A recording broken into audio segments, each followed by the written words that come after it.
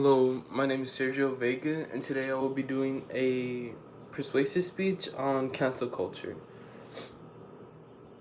My goal is to inform and persuade the audience that cancel culture can have positive effects on our society, and by the end of my speech, I hope to take the shining lights off some of the influencers and celebrities, or even groups of people that have done wrong in the past or present, which can be more important in some cases. I will elaborate on 3 ways that canceling culture can be beneficial and how it will shine a light on the wrongs a person or a group has done. To define, cancel culture is group shaming, often social media based, targets that usually is targeted at celebrities or other notable public figures. People aren't really who they say they might be in today's day and age. Cancel culture campaigns have shined a light on cases and celebrities that have been involved with sexual misconduct, decriminalization, use of hateful language, or an association with a controversial group or figure. Cancel culture. This was said in Cancel Culture 2020 in Gail's Opposing Viewpoints online collection by Gail. Although cancel culture is a 21st century phenomenon, cancel culture has several historical roots. People aren't always who they say they might be, people aren't always who they seem to be, and nowadays it can be quite easy to abuse your power if you are an influencer or celebrity.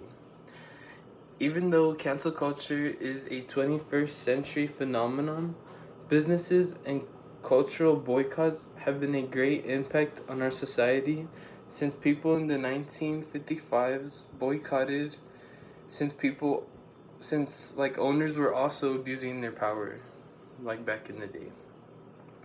Due to this powerful movement, the voices of the traditionally marginalized community can now be heard and brought into light so that the social media can see the truth about these wrongdoer celebrities.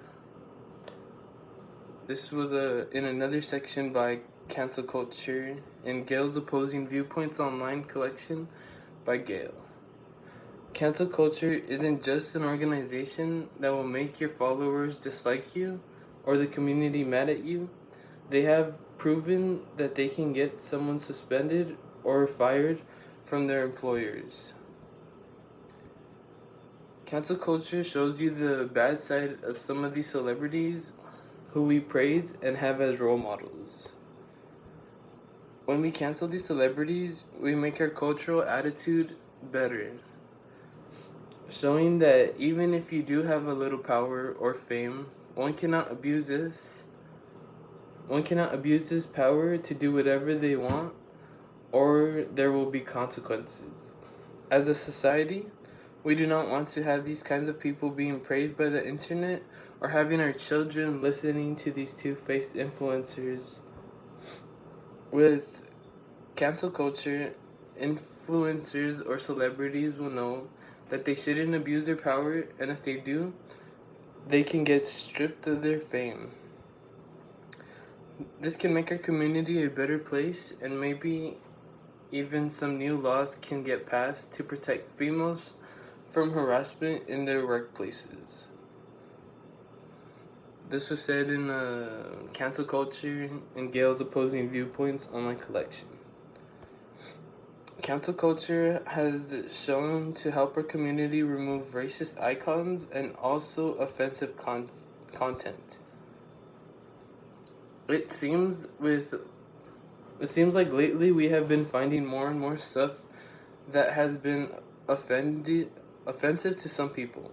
Cancel culture has played a big role in ultimately canceling these offensive content so they won't be around for the future generations to be offended by.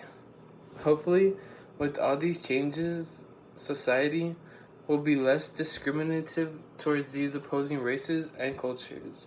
Some examples have been changing the NFL team the Redskins, which is now called the Washington football team, and the Aunt Jemima syrup, the Uncle Ben's rice, and Pepe Le Pew. Overall, I would say that cancel culture has played a big role in our society, even though some people find it offensive. Even though some people find everything offensive, there is certainly some brands that I wondered how they had not been changed for all these years, since you can easily identify how they can easily offend someone. How, like, they could easily offend someone from a different culture. There has also been a huge role to cancel all these celebrities that had abused their powers, some who had even said racial slurs when they were barely getting big. If you go to my PowerPoint, the first PowerPoint, there's a link. You could click on that link and you will be able to see these tabs. And that just shows you like the age groups of different people and how they feel about cancel culture. Like some people like it, some people won't. And then if you go to the second slide, you will see the old or the new Aunt Jemima and the new next to the new one, and the old Uncle Ben's next to the new one as well. If you go on to the next one, the Land of the Lakes butter, it used to have a Native American Indian woman or Native American woman on it, and now they just took her out completely and just have a Land of the Lakes.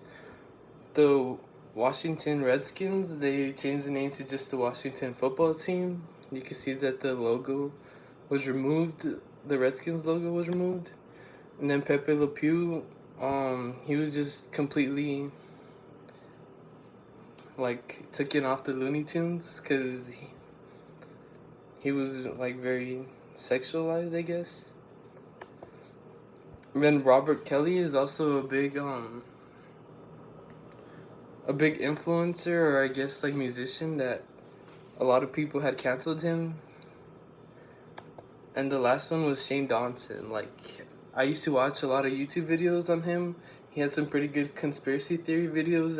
He got like millions of views, and then just one day a lot of stuff came out about him, and a lot of people started unfollowing him and stuff, and they exposed him to the world on how he wasn't such a nice guy, and how, I don't know, he just wasn't who he seemed to be. So now he got canceled, and now he's lost a lot of followers and views ever since then. But yeah, that was my speech on cancel culture.